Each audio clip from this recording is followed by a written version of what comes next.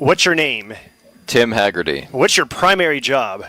Broadcaster for the El Paso Chihuahuas. What is your side writing job? Seek out unique tales from minor league history.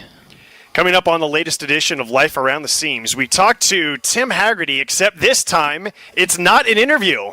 It's just two guys talking who are baseball nerds who enjoy history, whether it is weird, obscure baseball history or whether it's challenging what you thought you knew about baseball history, or whether it's just about the morality involved in history and records. These stories may or may not have something to do with baseball. At least that's the goal. We'll see how it turns out. This is Life Around the Seams.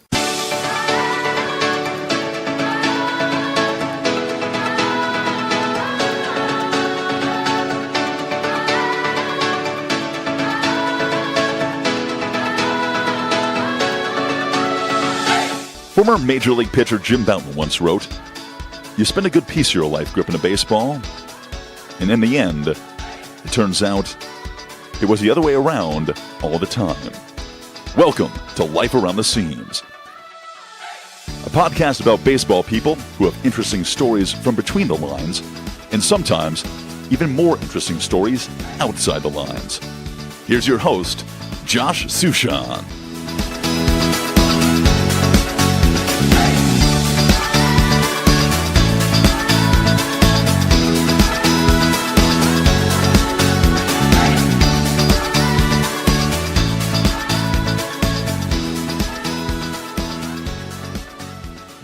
All right, Hags, thanks for joining me for the latest edition of this podcast. Thank you. Good to see you again. I was pleasantly surprised when you asked me because you've had all these big-name guests. You've had Cody Decker, a Major League player. You have Zach Hampel. He's got books out, and I thought it was a prank. I thought, well, why would you want me? But this sounds like fun, what we're doing. Are you offended that I'm not going to interview you and find out everything about your life? No, I think your idea is better than that would be. Okay, so this is the idea. I went to Hags and said, all right, instead of the first 4 episodes of this podcast, I interviewed somebody or 2 people, and we found all about their life, and I'm going to continue to do that. But this is my podcast. There's no rules. I can do whatever I want, and so I decided that we're just going to tell stories that we think are interesting, and basically the idea is let's blow each other's minds with a story that we can't believe is true. So it doesn't matter if it's major league, if it's minor league, if it's recent, if it's old, whatever the case might be. I told Hagerty to come up with some of these stories, which he already does, and I've got a few myself, and we'll see if we can. It's kind of inspired by that podcast, What Really Happened. So this is what really happened in baseball, kind of. Before we start, though, I will ask you one question. The stories that you do, why did you start doing these, and what do you get out of finding these unique stories? Yeah, it was kind of a gift that was given to me. In 2012, I did a book about the most unique minor league team names. That was an interest of mine. The first team I worked for was the Idaho Falls Chuckers. So many people would ask me about the name. So I looked for a book about the most unique minor league team names and their origins and couldn't find one. So decided to write one. That became my hobby for a while.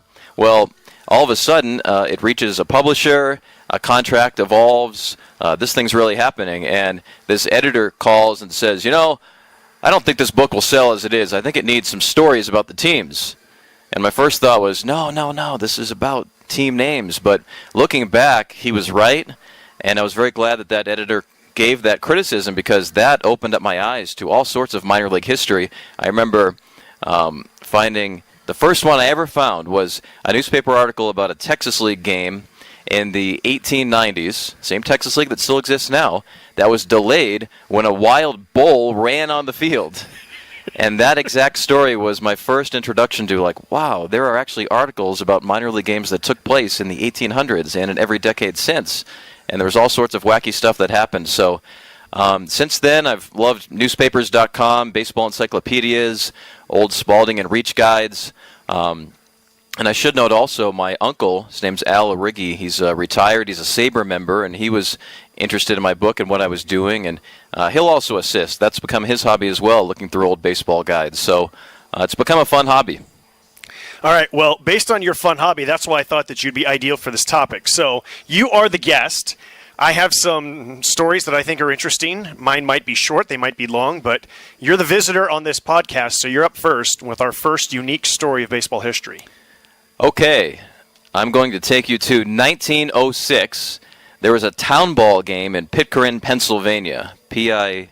If you have any Pennsylvanians listening, I'm sorry if I'm mispronouncing their name. But, back then it was before television. These town ball games could get really popular. People weren't traveling to big cities as much back then.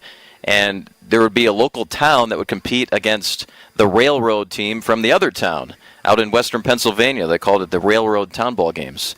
And in some cases, there were thousands of fans at these games. Well, in 1906, the left fielder in this game was named B.F. Hicks, 23-year-old athletic guy. And there's a deep fly ball in foul territory in left field, and Hicks is running after it. And the fans are shouting at him, "There's a train coming." Hicks keeps on running. And this poor guy gets hit by a train. What? He got hit by a train. Wait. Okay. I'm sorry. Continue. Your biggest what is yet to come. Okay. When Hicks' dead body was found, he was holding the baseball. He caught it. Okay, so we need to back up a little bit. There was a train that went... This was in foul territory or fair territory? Foul territory. But close enough to the field that a batted ball was right on line with it. And there was a train that was coming by as he was pursuing said foul ball. Yes. And he just keeps on running after the ball. And he caught it. And understandably, people were stunned by this. And yet, when they found his dead body, he's holding the ball and presumably got credit for the catch. Do you think that play was the inspiration from that scene in The Natural when there's a player who goes running after the ball and he crashes into the wall and he makes the catch and he dies, and that's what allows Roy Hobbs to start playing? I never thought about that. It could be. It inspired Pat Murphy, the former El Paso Chihuahuas manager, who's now the Brewers bench coach. I told him this story one day a couple of years ago, and he loved it. I'd see him every spring training. "Hey, Hagerty, what was the name of that guy that held onto the ball even though he got hit by the train?" He just loves this story. And even recently, just a year ago, when he was the Brewers bench coach, I get a random text one day in my hotel, Pat Murphy. "Hey, what was the name of that guy?" So I get the feeling that, he's bringing this up to his coaching friends and maybe even some players. But I'm not sure what the lesson is at the end of that story. The really hard-nosed athlete might say, "That guy did whatever it took to catch the ball." What I take from it is watch out for trains. And what I take out of it is that there was no spectator who thought, "I'm going to save this man's life by tackling him before he has a chance to get hit by the train." Yeah, that's a good call. Of course, video doesn't exist of this, but it was in the old baseball reach guide, and then there was a local newspaper article that talked about it. I remember when I wrote an article about it, I called it "Deadliest Catch." We're laughing. The family I know, of this guy is probably not laughing, but I think enough time has passed. Exactly. You think about the most famous catches where there's a collision involved, and there's Rodney McRae who went through the wall in that minor league game sometime in the 80s, and there is video of that. And then you have this deadliest catch, and then I'm sure there's probably others that are not coming to mind right now. Little side story, the videographer who shot that Rodney McRae play, his name is Craig Beck. I know that guy. That game took place in Portland, Oregon. McRae was playing for Vancouver. And Beck tells a great story about that. It was Memorial Day weekend, and there was nothing going on. And as you know, a lot of times the local sports guy, when they're shooting a minor league game, all they need is 4 or 5 highlights. Whereas if you're at a minor league game and there's a big rally in the first inning, those local sports guys can head back. So Beck is there, and nothing happened. It was just a slow game. And McRae's catch was late in the game. And there's nothing going on in town. It was, no city council meetings, no robberies. It was a slow holiday weekend. So Beck says, "I'll just stick around." And it's amazing to think of. Had Portland had a big rally in the first inning, or if there was a fire across town, Beck gets dispatched, leaves the game, and there's no video of Rodney McRae running through the wall. And if you and I heard about that, wait a minute, the guy ran through the wall, we wouldn't believe it. Yeah, I remember those blooper videos that started to come out in the 80s and early 90s, and that's always one of the highlights that you would see is Rodney McRae running through the wall. All right, that's a good start. All right. I'm going to go something that's I'm going to go a bigger name. You're familiar with Pete Rose breaking the all-time hits record, correct? Sure. What do you remember about the night that he broke the all-time hits record? I remember the Padres pitcher, Eric Shaw, known for sitting on the mound.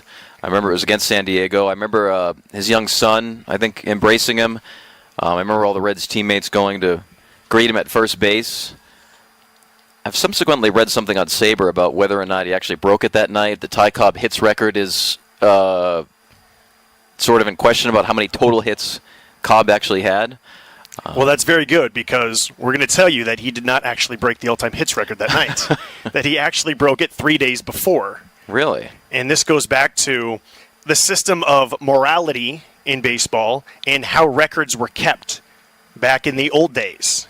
So in order to accurately tell the story of Pete Rose, we have to go back to the 1910s, because Ty Cobb's all-time hits record, 4,191, right? That was ingrained in a lot of our brains. 4,191 hits is how many he obtained.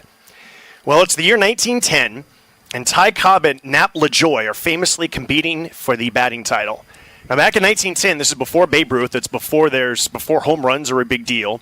Obviously, there's no internet. There's no computers that keep up statistics. We take for granted that at the end of the day, we know what someone's batting average is. We know what everyone's batting average is. Well, they did not know this back in 1910. Associated Press and UPI did not produce daily statistics for everybody in baseball. But people loved singles. They loved hits. They loved batting average. And so this was riveting the nation as much as a nation can be riveted when they don't know the actual numbers in said heated battle between Nap LaJoie and Ty Cobb. So as it turns out, there was a brand new car that would go to the winner of the batting title. It was a Chalmers Detroit Model 30. It was valued at about $1,500 back then, which in today's money is about $40,000. So this is a really nice car. This is another thing that blows my mind, is that people did not know who won the batting championship until February after the season. Really? Now, it's around October 1st, and we go, oh yeah, okay. As soon as the season ends, we know who won the batting title. Well, the American League president, Ban Johnson, yes, his name was really Ban, he was the only person who knew the official numbers, and he announced the batting championship in February. All right, so let's fast forward to the final weekend of the season. The newspapers were estimating what batting averages were going into the final weekend, but they didn't know for sure. They had estimated that Ty Cobb's average was about 383, and Nap LaJoie's average was about 376 going into the final day. Ty Cobb was secure enough in his lead that he chose to sit out the last couple of games. He said that his eyes were bothering him. Meanwhile, Nap LaJoie and the Cleveland Naps were playing a doubleheader at St. Louis the final day. And the St. Louis Browns decided that they wanted to help Nap LaJoie win the batting title. So what did they do? They had their rookie third baseman, Red Correndon. He played back, like way back. Like the most charitable accounts had him standing just on the edge of the outfield grass. The less charitable accounts had him playing short left field. Nap LaJoie bunted 8 consecutive times toward third and was safe all 8 times. There was also one other time that was called a sacrifice that became a source of contention because they were trying to get that change to be a hit. So if you add it all up, Nap LaJoie went 8 for 8 on the final day, and he pushed his batting average up to 384. Ty Cobb was batting 383. Well, as you might imagine, this was quite the scandal. The Washington Post wrote, quote, "Never before in the history of the game has the integrity of the game been questioned as it has by the 8,000 fans this afternoon." The United Press International wrote, "The honesty and squareness which has won hundreds of thousands of admirers for America's great national pastime was entirely erased." So, Hags, why do you think the St. Louis Browns wanted Nap LaJoie to win the batting title instead of Ty Cobb? Cobb is renowned as a bad guy. They didn't like him? That would be my first guess. You know, you hear these stories. Remember the movie Field of Dreams, and they say you wouldn't believe the number of guys that wanted to play. Ty Cobb wanted to play, but we didn't like him, so we told him to stick it. It's like this famous line. Also, the movie Cobb portrays him as being someone who was disliked. Well, we don't know for sure, but the more logical answer is that the St. Louis Browns players bet on Nap LaJoie. Oh. Because we were a nation of gamblers then, as we are a nation of gamblers now. The difference is the players back then gambled on a regular basis. Again, this is 1910. This is 9 years before the famous Black Sox scandal. And the bookmakers probably gave you really good odds if you bet on Nap LaJoie because Ty Cobb had this lead. So the Browns players bunted, or they allowed Nap LaJoie to bunt so that they could win this bet. Well, the president of the American League, Ban Johnson, was not amused by this, and they were trying to figure out a way to get around this scandal. So there's an official scorer by the name of Bob McCroy, and Bob McCroy somehow, quote, forgot to enter the stats from a game on September 24th. In that game, Ty Cobb had gone 2 for 3. So if you add those stats, that 2 for 3 that they had forgotten to include, well, now Ty Cobb's average is 385, and Nap LaJoie's average is 384. So were the Cobb forgotten hits ever officially added to his total? Like if I go to Cobb's baseball reference page, is it correct? That's a natural question. For 70 years, the ruse held up. The 2 hits were added to Ty Cobb's single season total, his career total, but they were basically counted double. They never took them away because they wanted basically the matter to go away. They didn't want this story to be perpetuated. So now it's 70 years later, Ty Cobb is long dead. His career total, we all know it, 4,191 hits is Ty Cobb's total, when in reality he had 2 hits that were counted twice. So now there's a man by the name of Leonard Gettleson. And this is a guy who collected baseball box scores as a kid. He might be related to you based on your shared interests. And he found delight in quirky stories about baseball. He found a lot of mistakes about how baseball had been calculated back then. Again, it was by hand. It wasn't by computer. And one of the numbers that he discovered was the total of Ty Cobb. Now, Leonard Gettleson did not want to go around changing the historical record of Ty Cobb hits. He just decided that number is sacred. We're just going to leave it alone and pretend like it didn't happen. Well, now there's another name. Another gentleman, his name is Pete Palmer. He was a computer programmer. He remains one of the most influential baseball thinkers of the last half century. And he also discovered this mistake. And Pete Palmer thought, what right is right, we should have the right number. So he corresponded with Leonard Gettleson about the mistake. They went to the microfilm of the American League's official score sheets, and they proved conclusively that Ty Cobb had been credited with 2 extra hits. Wow. So what do you think Major League Baseball did with this information? Hopefully eventually the right thing, but I don't know. No, they ignored it. The commissioner of baseball at the time was Bowie Kuhn. He basically said the statute of limitations had passed. And he said that unless you do a complete and thorough review of all statistics ever, you cannot make individual changes. And he said that the review is not practical. So Ty Cobb had 4,189 hits, but the official record would continue with 4,191 hits. Wow. So now we fast forward. It is September 11th, 1985. Everything that you described. Pete Rose gets the hit off Eric Schau, who famously sits down on the mound. The son of Pete Rose Jr., comes out, hugs him. Pete cries. The crowd cheers and cheers and cheers, and he has set the all-time record, when in reality, he set the record 3 days earlier in a Sunday afternoon game at Wrigley Field against the Chicago Cubs. And those fans have no idea what they witnessed. Yes and no. In some ways, okay, so this is the other part about the story that's actually really interesting. So on that day in question, which Rose actually broke the record, the Cubs' original starting pitcher was a left-hander, Steve Trout.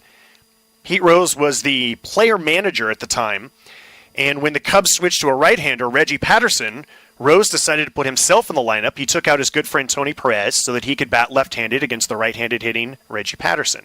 Rose got a hit in his first at-bat. The scoreboard said 1 hit away. He got a hit in his second at-bat. They're going crazy. He has tied the record. And then what's crazy is that Pete Rose did not take himself out of the game.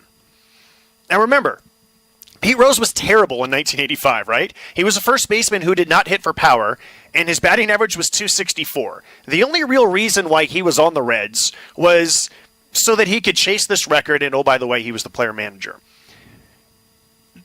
And so the Reds' next game is a home game, but Pete Rose had a chance to break this record, which he had actually already just broken. He had a chance to do it on the road.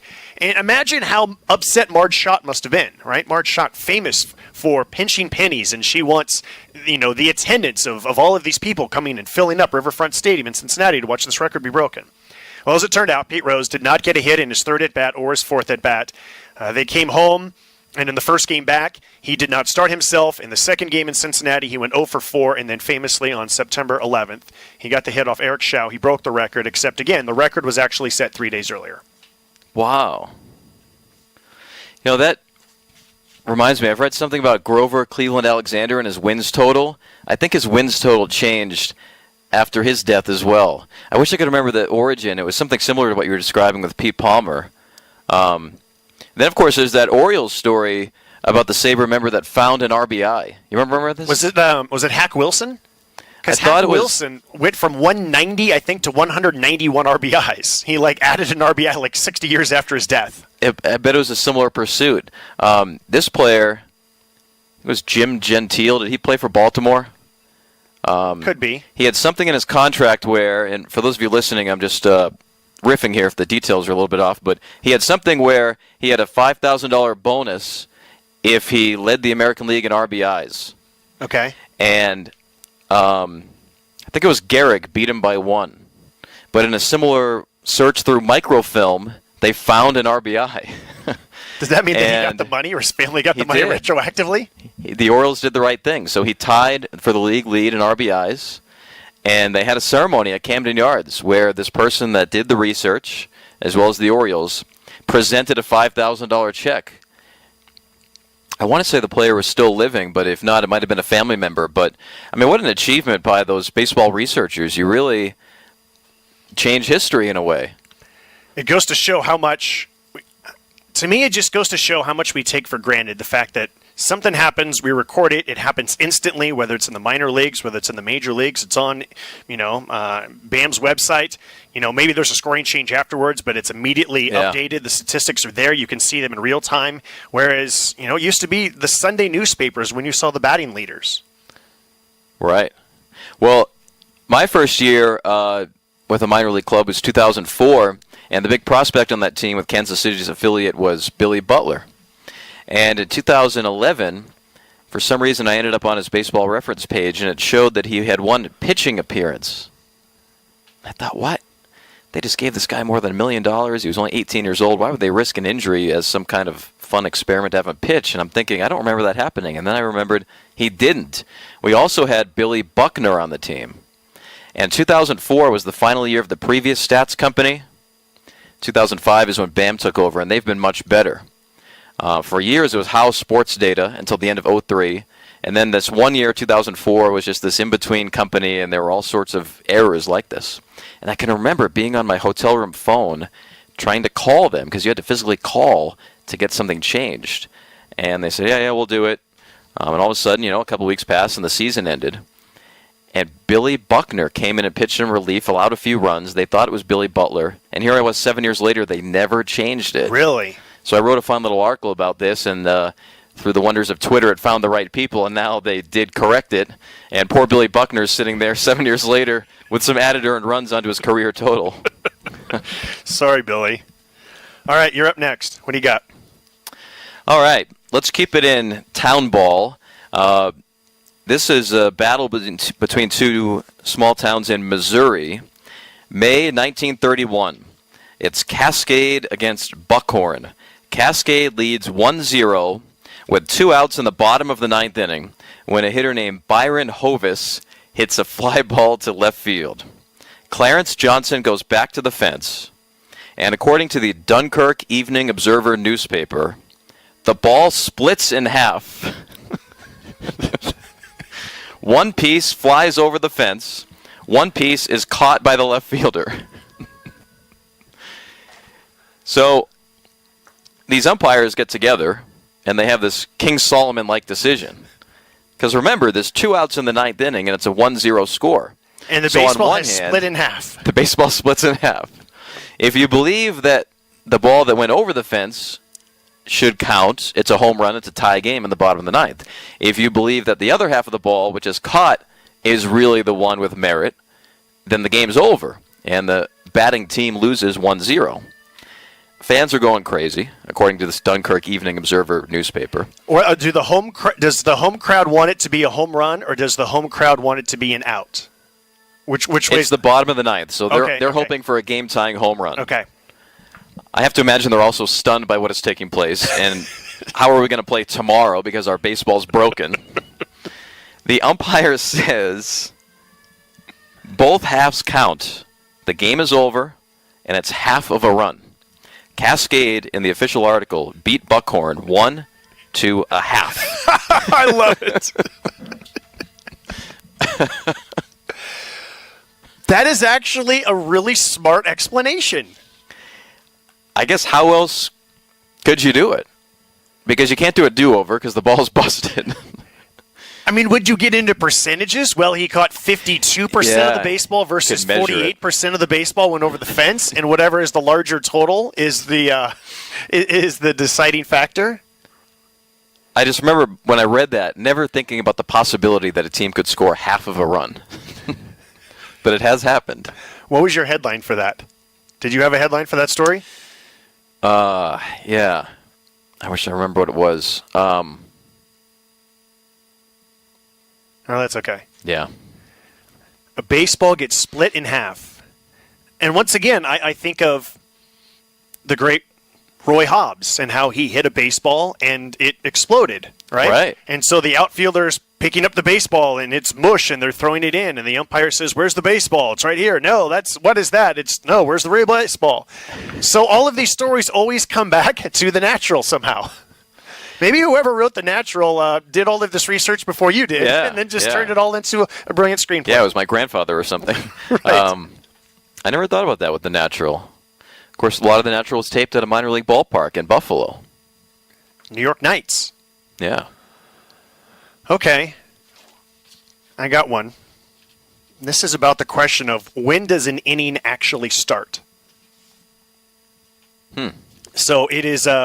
First, let's go back to the year 2015. And Major League Baseball powers that be are concerned that baseball games are taking too long, right?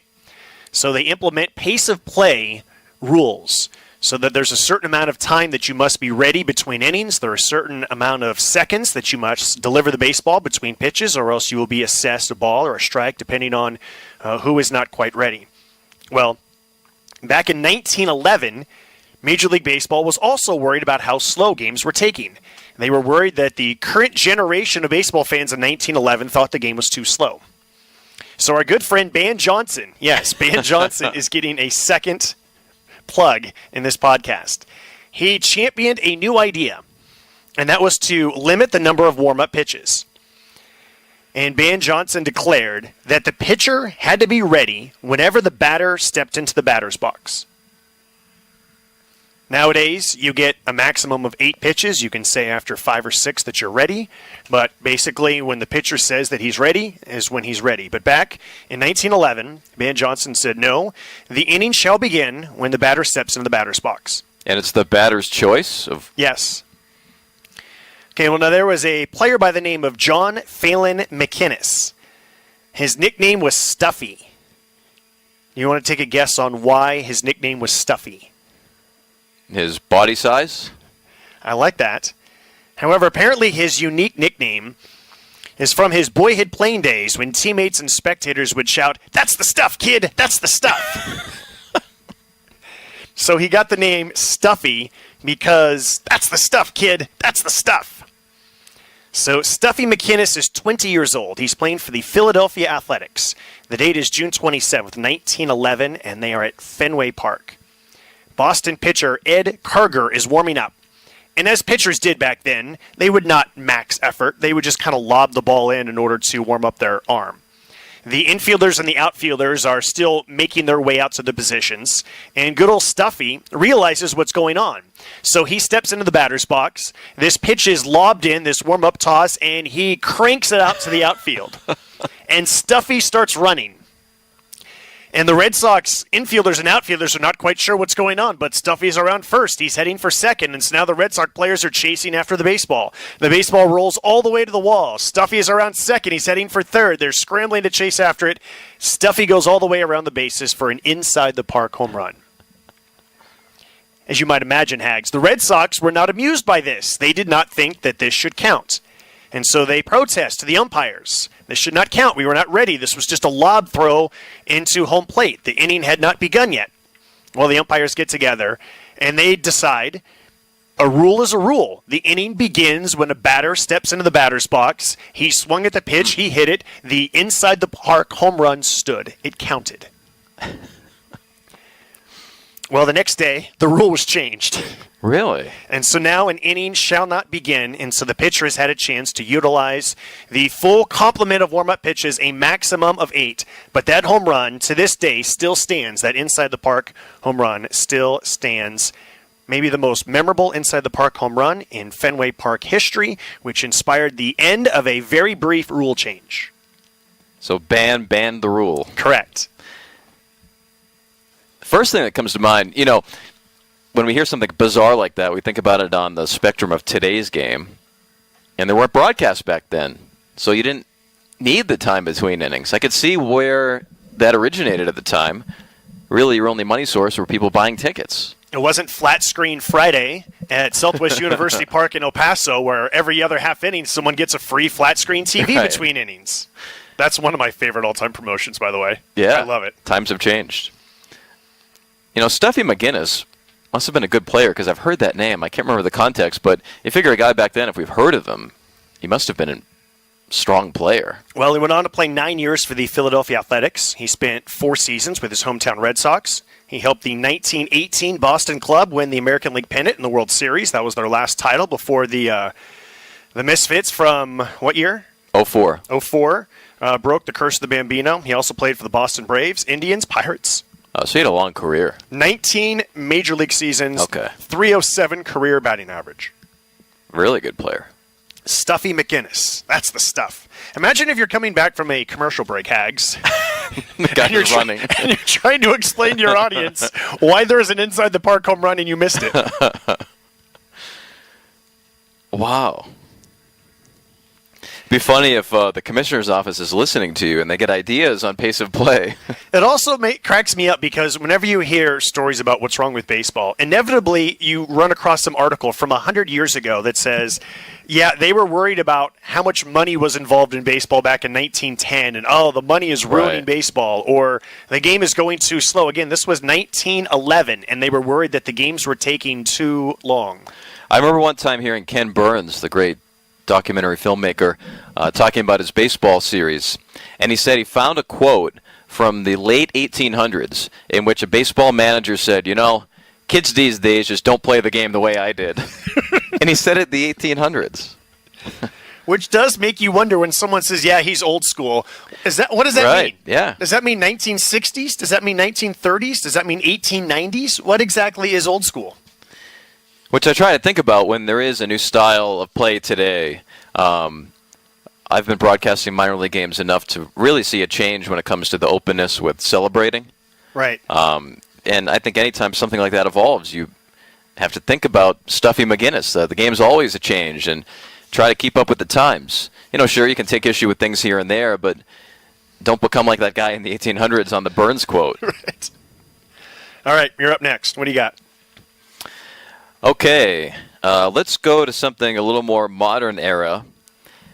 What if I told you there was a triple play without the defense touching the ball? A triple play, 3 outs made, and the defense never touched the baseball. I take you to extended spring training, 1986, Sarasota, Florida.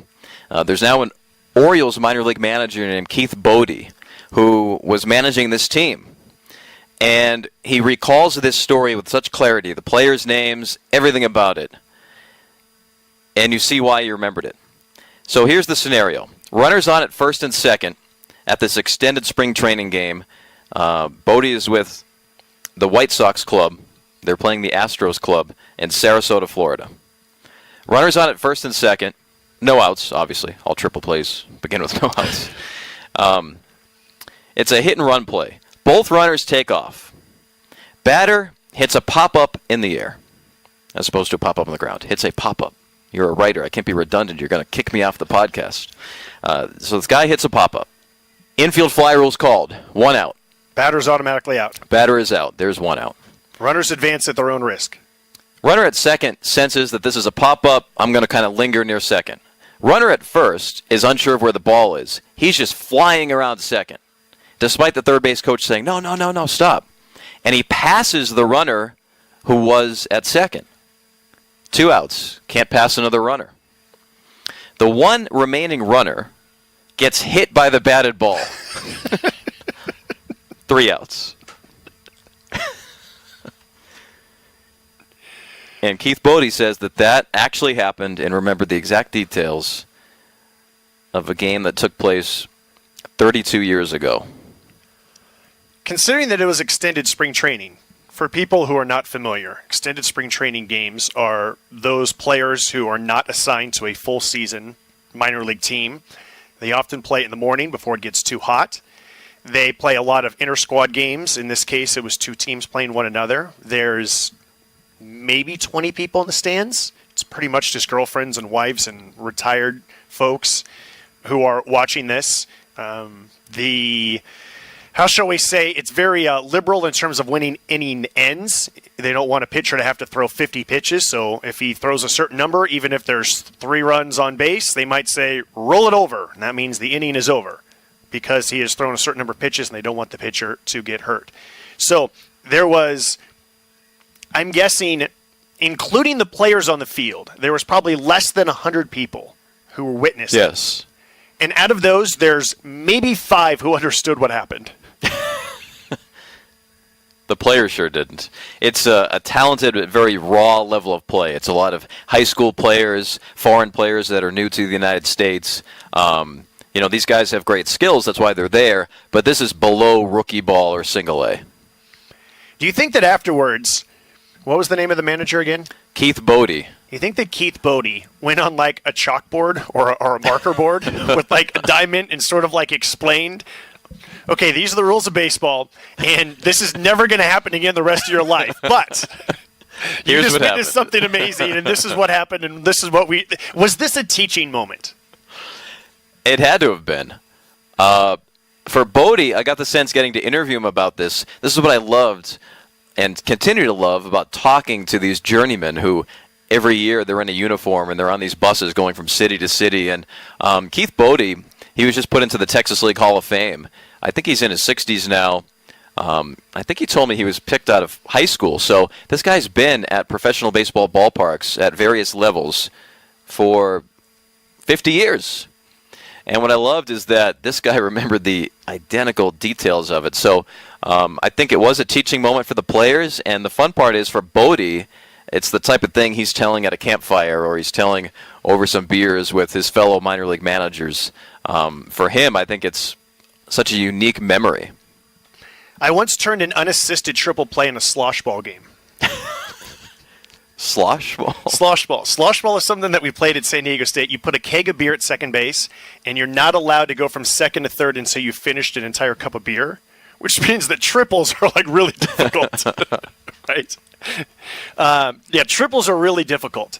And I want to say it has been a number of decades now, and we were playing slosh ball, but I'm pretty sure there was something about like a force play at second base involving the keg where like if you just threw the softball and it hit the keg, then it would count as an out or something like that.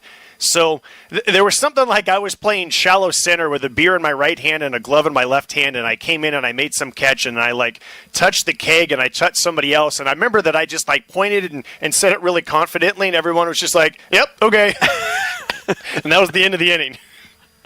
Slosh ball history. An unassisted triple play was turned by yours truly sometime in the early 90s in San Diego, California at Hardy Elementary. The back of Hardy Elementary was perfect because you had you're drinking at an elementary school? Yes, we were. It was the most perfect location ever because you like had to kind of drive up this hill and then you could just barely squeeze through this back fence and then nobody could see you as they were driving by, so it was perfect seclusion. So it was the ideal place to play slosh ball. Congrats. Thank you. An unassisted triple play. That might be the highlight of my athletic career. All right, so I've got another one. We're going to go to the year 1982. And this is the time that Fred Stanley was on second base, and he wanted somebody to tag him out, but nobody wanted to tag him out. That's the backdrop for this. This is one of my all-time favorite stories because it involves the first year where I paid significant interest in baseball. Again, the year is 1982. The Oakland Athletics are terrible. However, Rickey Henderson is magnificent. 2 years before, Henderson stole exactly 100 bases. In 1981, which is the strike-shortened season, Henderson stole 56 bases. And going into 1982, A's manager Billy Martin told Ricky, "You should go for the single-season record. I want you to break the record. I want you to go for it." The record was 118 stolen bases by Lou Brock in 1974. So it's late August. And again, the A's are terrible. We know that they are not going to the playoffs. But the A's really want Ricky Henderson to break this record at home. Ricky is from Oakland. Billy Martin was from Berkeley. He once played for the minor league Oakland Oaks. They really want him to break the record at home. The A's have a 12-game homestand from August 13th through the 24th. And then after that, they were going away on a 10-game road trip.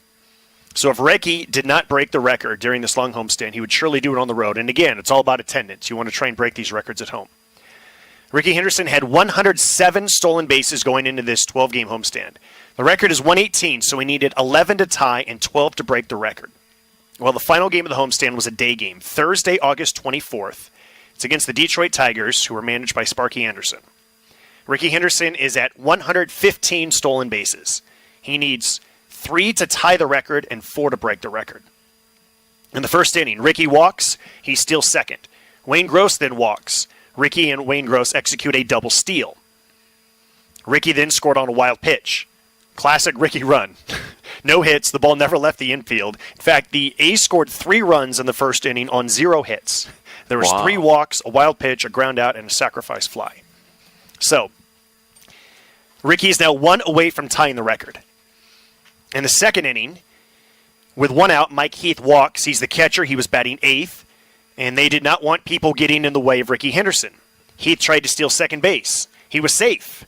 Then Fred Stanley struck out for the second out, and now Ricky is up with 2 outs, but he flies out to right field. In the 5th inning, Ricky flies out to center field. Now it's the 8th inning. Score is still 3-0. The A's are leading, but they're probably not going to bat in the bottom of the 9th. So it's now or never if Ricky Henderson is going to break this record at home. The leadoff batter of the inning is Fred Stanley. He walks. The A's crowd of 17,098 boos their own player because he's on base and he's blocking the path of Henderson to steal this base. You see where this story is going, my friend. So Billy Martin decides, okay, I'm going to put on a hit and run, with the idea being that if Ricky singles, Stanley can get to third and he'll be out of Ricky's way. Or if Ricky swings and misses, Stanley is thrown out and it's not too obvious what's going on, and now the base is empty. Now, I have never talked to Fred Stanley. I've never met him to ask him, but I have a theory that as this hit and run was put on, he wasn't running very fast because in case Ricky swung and missed, he wanted to make sure that he was out at second base. Well, Ricky swung, and he hit a line drive base hit to left field, and Stanley could not go to third. He had to stop at second. So now, Stanley is in the way. And what happens next depends on your perspective. In the official play-by-play data, Fred Stanley was merely picked off second base. Now, let's fast forward to the year 2000. It is now 18 years after the fact. And Ricky Henderson granted an interview with New York Newsday. And Ricky said the following, quote, Fred Stanley's nickname was Chicken, by the way. Billy told that chicken to get his butt thrown out so he wouldn't be in second in my way. But I hit the ball too hard and he had to stop at second. Billy wants me to run, but Chicken's in the way. So Billy tells him to get picked off, get caught. So they throw a pitch and Chicken is way off base and they don't even try to get him. We're playing Detroit and Sparky Anderson didn't want me to get the record. So he wouldn't let them tag out Chicken. He's way off the base and no one's even trying. And that old Durwood Merrill, the second base umpire, is getting madder and madder. He knew what was going on. He didn't like it. He forced them to make the play on Chicken. And Sparky was mad. So eventually the Tigers tagged out Fred Chicken Stanley, even though they didn't want to. As a side note, I'm 8 years old. I'm about to turn 9. I had sprinted home from Donlin Elementary and was listening to all of this on the radio. So now Fred Stanley is out of the way. Second base is open. Ricky needs 1 to tie the record, 2 to break the record.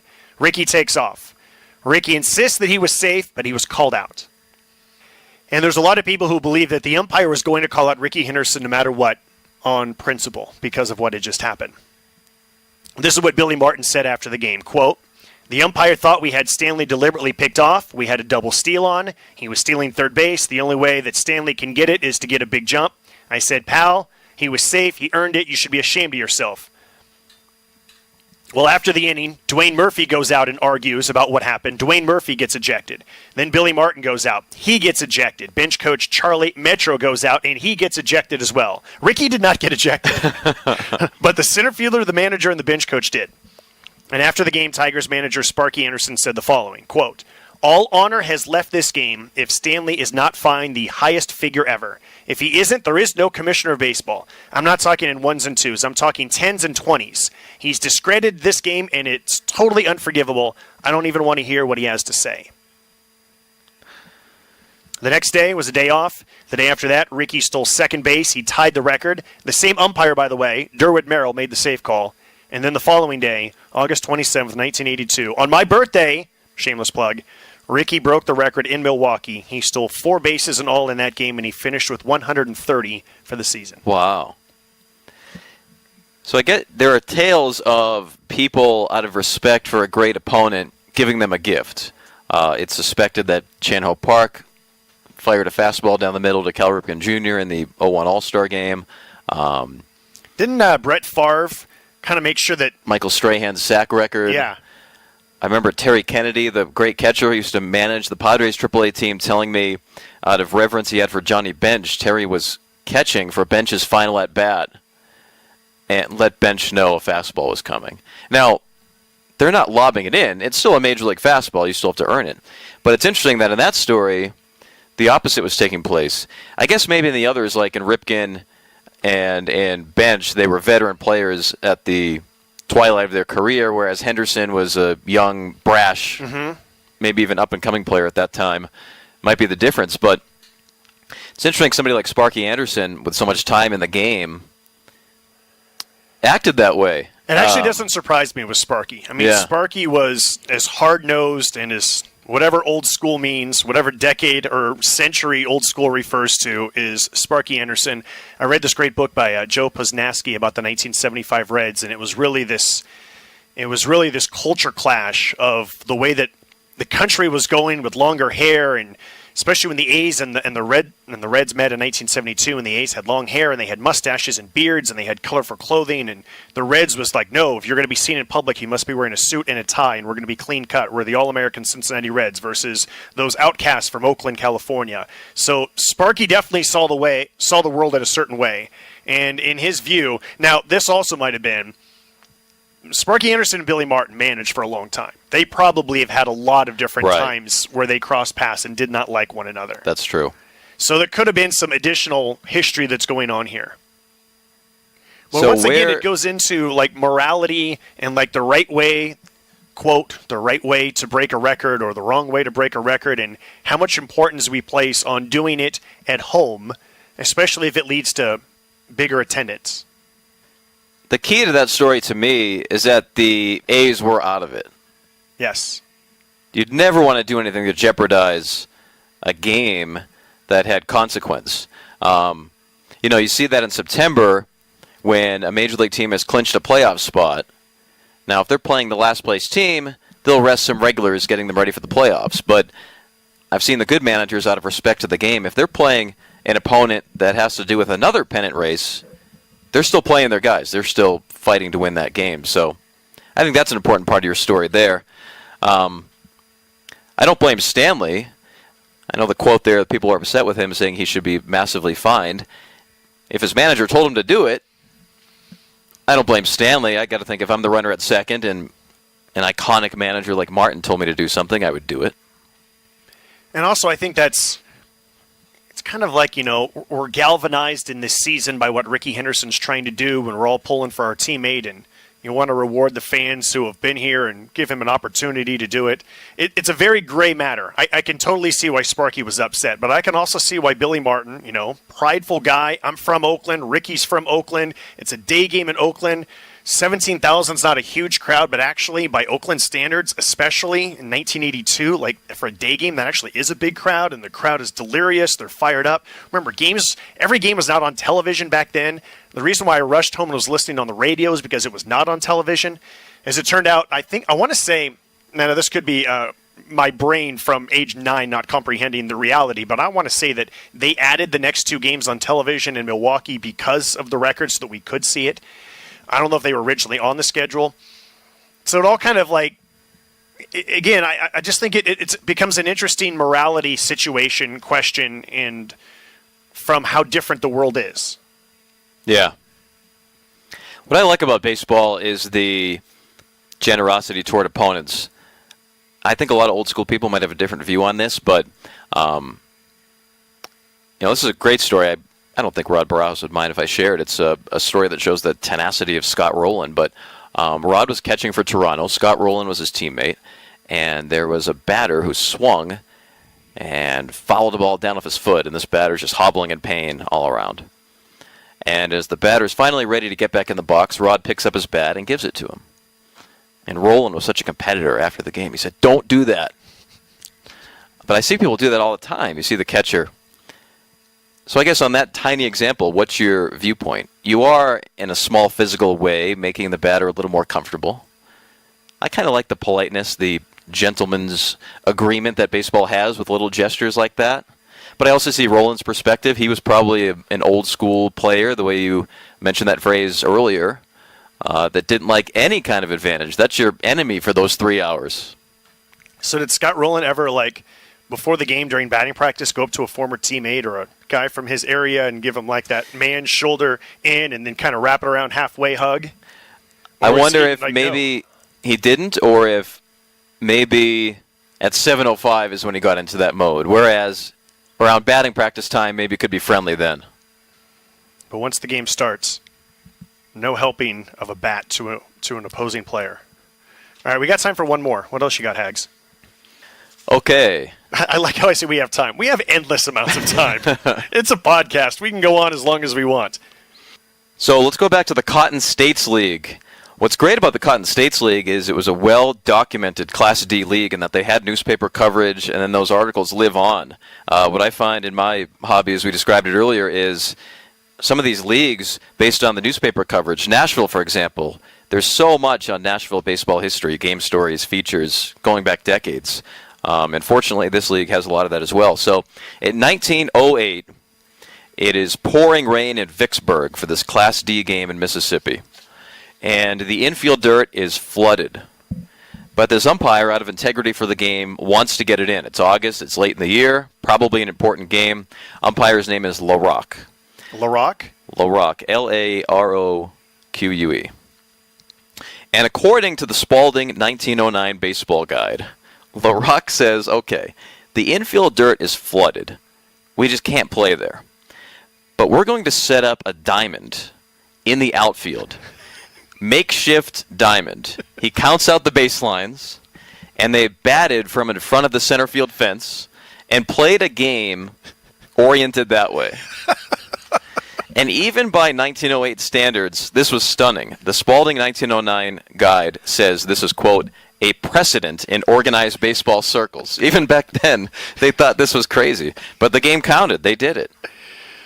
I really do think the Pacific Coast League needs to adopt this.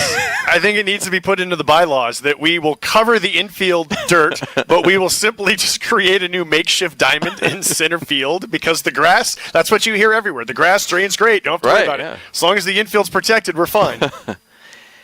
Yeah, and that's what made me think of that, is that there's a reason the tarp covers only the infield. And even back then, the outfield grass isn't as much of a problem when it comes to a big rainstorm. It's really the dirt that makes it hard to run on and a safety hazard for the players. But, yeah, he played the game backwards. So we are recording this from beautiful Southwest University Park in El Paso, Texas. We're both looking out at the field right now. So I'm envisioning in my mind what this would look like. Now, and so I'm trying to think of the different obstacles that would be involved with this.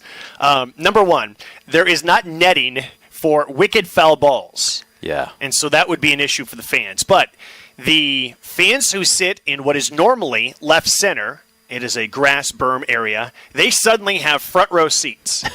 And those who have paid whatever you guys charge for front row seats are now 406 feet away.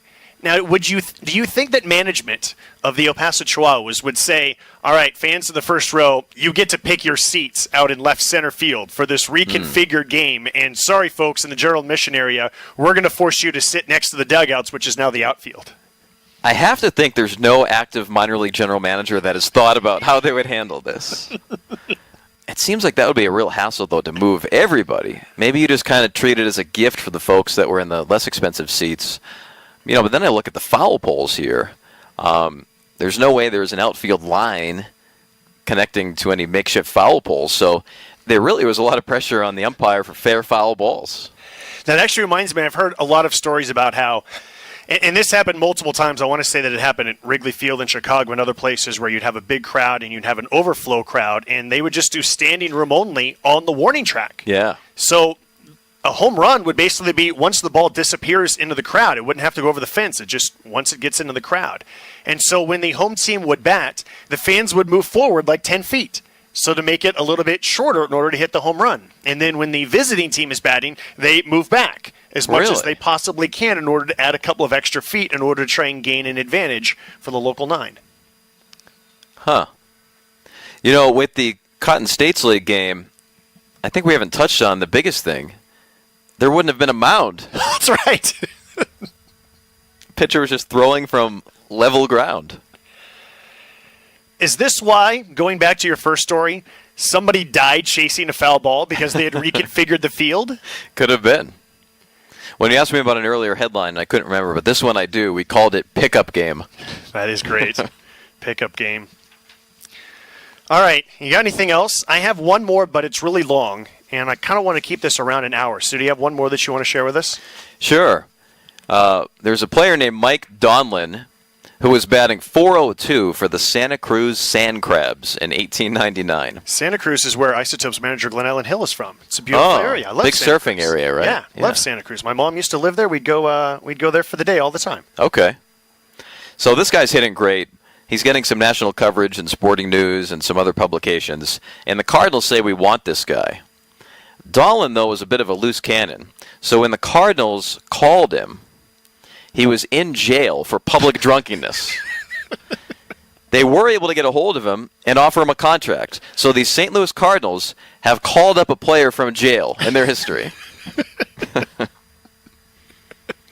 But it was interesting to read about Donlin, this character.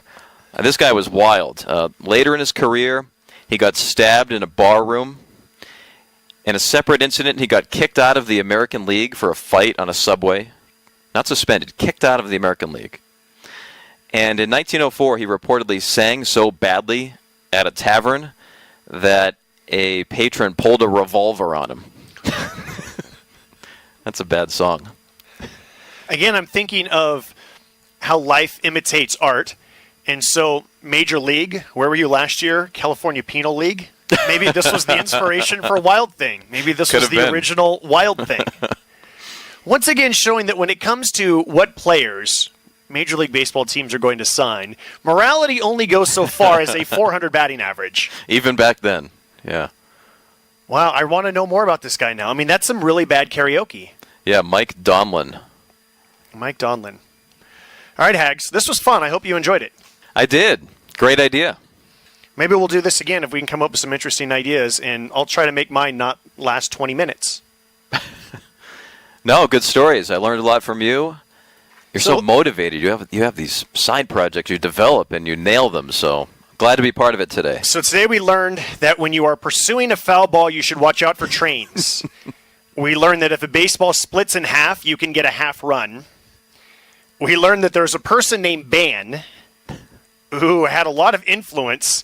He cheated numbers in order to make sure that Ty Cobb won a batting title. We learned that the same guy named Ban wanted to speed up the game back in 1911, and so he instituted a rule that the inning begins when someone steps into the batter's box. We've learned that Billy Martin wanted Fred Chicken Stanley to get out of the way so that Ricky Henderson could break a single-season stolen base record at home. And we learned that if it's too wet to play on the infield, you just simply flip-flop the field and you play from the outfield. That's good stuff, Hags. You covered a lot. Yeah, I learned on that A's story, it's not always possible to get tagged out even when you're trying. This is Life Around the Seams.